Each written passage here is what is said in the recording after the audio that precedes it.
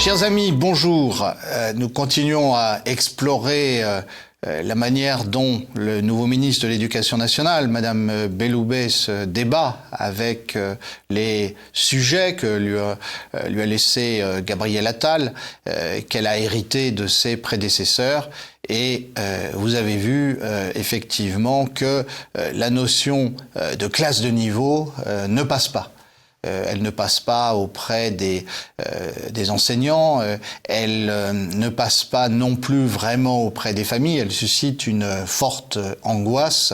Alors c'est intéressant en soi parce que, si vous voulez, comme toujours, quand il s'agit d'éducation, il y a de très bonnes idées sur le papier. Les classes de niveau, oui. Effectivement, il y a un bon sens qui a été abandonné dans les années 1970, quand on a commencé à créer le collège unique, et ce bon sens revenait à dire que il vaut mieux enseigner à des élèves par groupe de même niveau, de manière à ce que les plus faibles ne soient pas largués quand on enseigne quelque chose aux plus forts, et à ce que les plus forts ne perdent pas leur temps quand un professeur doit passer plus de temps avec des élèves de niveau plus faible dans telle ou telle matière.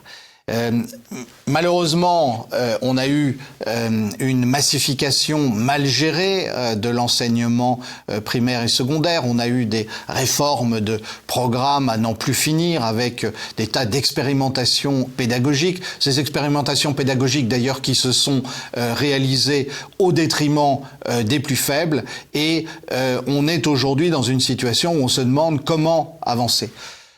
Pour autant, je crois que revenir aux classes de niveau est une mauvaise idée.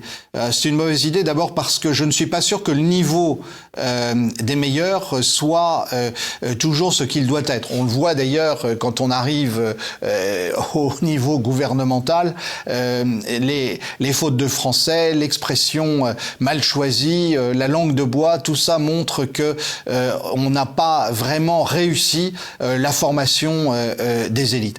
Mais plus profondément, aujourd'hui nous sommes dans une situation où la psychologie des enfants a fait beaucoup de progrès, où il est possible de faire un enseignement personnalisé avec un accompagnement qui puisse s'appuyer aussi sur une observation de ce que font les enfants. L'outil informatique peut être utilisé prudemment mais à bon escient.